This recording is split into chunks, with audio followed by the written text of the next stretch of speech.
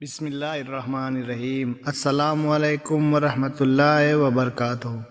Hulagu Khan جو کہ منگول سلطنت کا بانی تھا اور چنگیز خان کا وہ پوتا تھا جس نے چنگیز خان کے بعد دنیا کی تاریخ میں ظالم ترین حکمرانوں میں اپنا نام پیدا کیا۔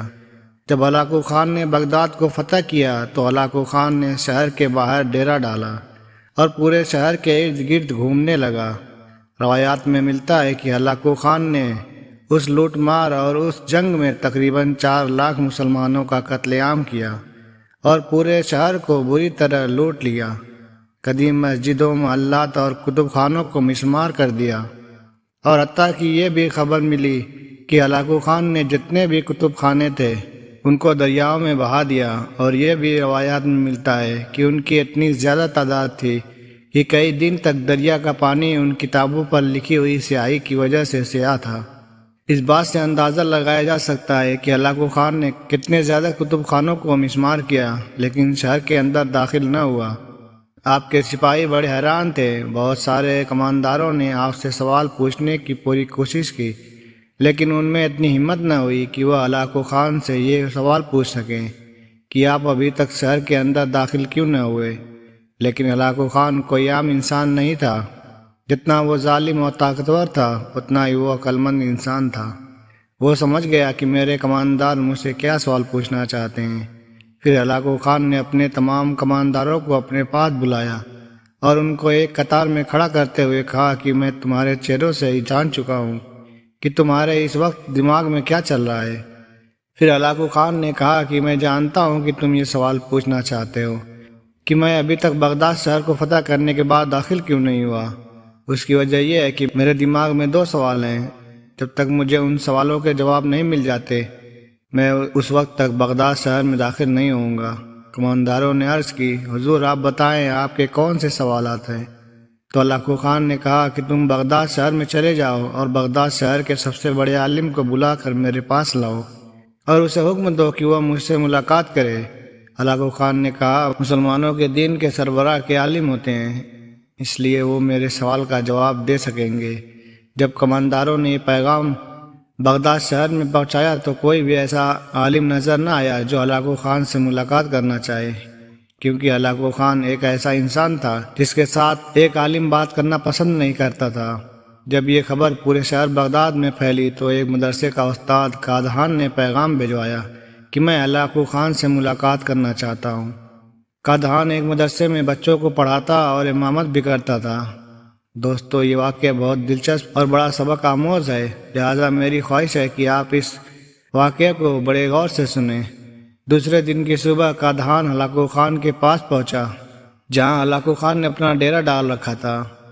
قادحان نے پیغام بھجوایا کہ جا کر اپنے خان کو بتاؤ کہ ایک استاد جو کہ بغداد شہر کے مدرسے میں بچوں کو پڑھاتا ہے وہ آپ سے ملنے کے لیے آیا ہے۔ اور حیرانگی کی بات یہ تھی کیونکہ قادحان ساتھ میں ایک اونٹ، ایک بکرا اور ایک مرغا بھی لے کر آیا تھا۔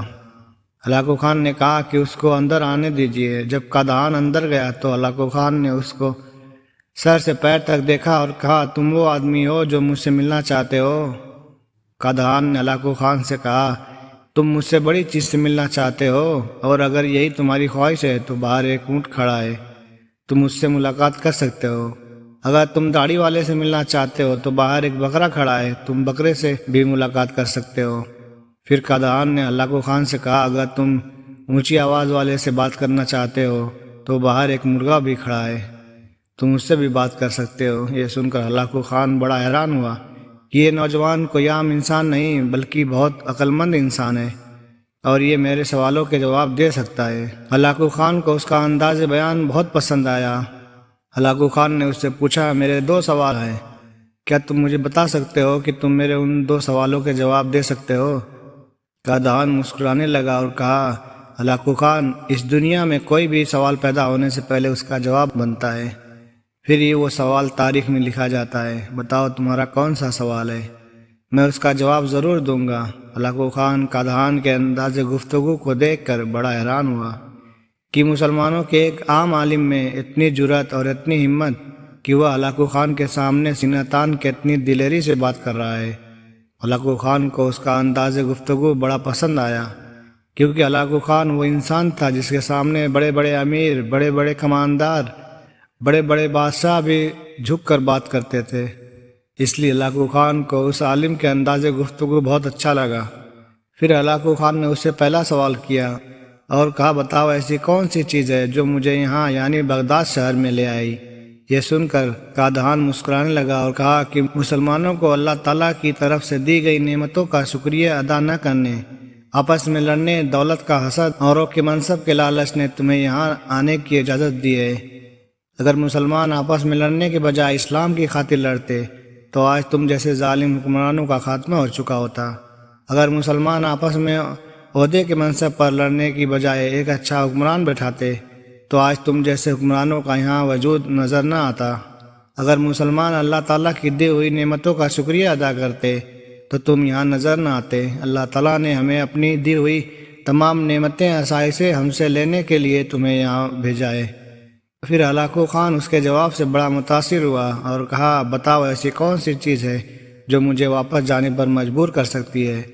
تو یہ سن کر قادھان نے کہا کہ اگر مسلمان آپس میں لڑنے کے بجائے کافروں کے خلاف لڑنے کے لیے تیار ہو جائیں، اعلیٰ عہدے پر بیٹھنے کے بجائے ایک اعلیٰ حکمران کو بیٹھائیں، اللہ تعالیٰ کی دی ہوئی نعمتوں کا شکریہ ادا کریں اور آپس میں بھائی چارہ اختیار کر لیں، تو یہی چیز کافی ہے کہ تم جیسے حکمران یہاں نظر نہیں آئیں گے۔ اگر آج سے مسلمان دوسروں سے لڑنے کی بجائے کافروں سے لڑنا شروع کر دے اور آپس میں بھائی چارہ اختیار کر لیں تو صرف یہاں نہیں پوری دنیا سے ظالم کی حکمرانی مٹ جائے گی اور اسلام کا نام روشن ہو جائے گا۔ لیکن مسلمان دین اسلام سے دور ہو چکے ہیں۔ جب تک وہ واپس نہیں آتے، جب تک ہم اللہ تعالیٰ کی دی ہوئی نعمتوں کا شکریہ ادا نہیں کرتے، جب تک ہم متحد نہیں ہوتے، جب تک ہم اتحاد نہیں کرتے، اس وقت تک تمہیں یہاں سے کوئی ہلا بھی نہیں سکتا۔ اور جس دن مسلمانوں نے ان باتوں پر عمل کر لیا تو تم تو کیا چیز، یہاں چنگیز خان بھی آ جائے تو اسے بھی واپس جانا پڑے گا۔ یہ سن کر ہلاکو خان کو اس کا جواب بڑا اچھا لگا اور اس سے بہت متاثر ہوا، اور اس کے بعد قادھان وہاں سے رخصت ہو گیا۔ دوستوں، یہاں آپ کو ایک اور عالم کی عقل مندی کا واقعہ سناتے ہیں، اور وہ واقعہ کچھ اس طرح تھا کہ تاتاری فتح کے بعد ہلاکو خان کی بیٹی بغداد میں گشت کر رہی تھی کہ ایک ہجوم پر اس کی نظر پڑی۔ ہلاکو خان کی بیٹی نے پوچھا، لوگ یہاں کیوں اکٹھے ہیں؟ سپاہی ہجوم میں گئے اور واپس آ کر کہا، ایک عالم کے پاس کھڑے ہیں۔ ہلاکو خان کی بیٹی نے عالم کو اپنے سامنے پیش ہونے کا حکم دیا۔ عالم کو تاتاری شہزادی کے سامنے لا حاضر کیا گیا۔ شہزادی نے مسلمان عالم سے سوال کرنے لگی، کیا تم لوگ اللہ پر ایمان نہیں رکھتے؟ عالم نے جواب دیا، یقیناً ہم ایمان رکھتے ہیں۔ شہزادی نے کہا، کیا تمہارا ایمان نہیں کہ اللہ جسے چاہے غالب کرتا ہے؟ عالم نے کہا، یقیناً ہمارا اس پر ایمان ہے۔ شہزادی نے طنزیہ لہجے میں کہا، تو کیا اللہ نے آج ہمیں تم لوگوں پر غالب نہیں کر دیا؟ عالم سنجیدگی سے جواب دیا، یقیناً کر دیا ہے۔ شہزادی نے کہا، تو کیا یہ اس بات کی دلیل نہیں کہ خدا ہمیں تم سے زیادہ چاہتا ہے؟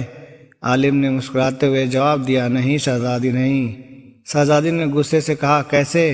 عالم نے کہا، تم نے کبھی چرواہے کو دیکھا ہے؟ شہزادی، یقیناً ہاں میں نے دیکھا ہے۔ عالم نے کہا، کیا اس کے ریوڑ کے پیچھے چرواہے نے اس سے اپنے کچھ کتے بھی رکھ کر چھوڑے ہوتے ہیں؟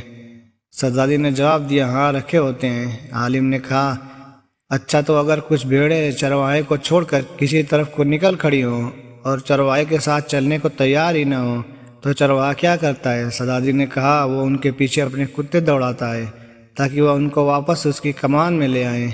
عالم نے کہا، وہ کتے کب تک ان بھیڑوں کے پیچھے رہتے ہیں؟ شہزادی نے کہا، جب تک وہ فرار رہیں اور چرواہے کے اقتدار میں واپس نہ آ جائیں۔ عالم نے مسکراتے ہوئے کہا، تو آپ تاتاری لوگ زمین پر ہم مسلمانوں کے حق میں خدا کے چھوڑے ہوئے وہ کتے ہیں۔ جب تک ہم خدا کے در سے بھاگتے رہیں گے اور اس کی اطاعت اور اس کے در پر نہیں آ جائیں گے، تب تک خدا تمہیں ہمارے پیچھے دوڑائے رکھے گا، تب تک ہمارا امن چین تم ہم پر حرام کیے رکھو گے۔ ہاں، جب ہم خدا کے در پر واپس آ جائیں گے اس دن تمہارا کام ختم ہو جائے گا۔ دوستو، مسلمان عالم کے اس جواب میں آج ہمارے غور و فکر کے لیے بہت کچھ پوشیدہ ہے۔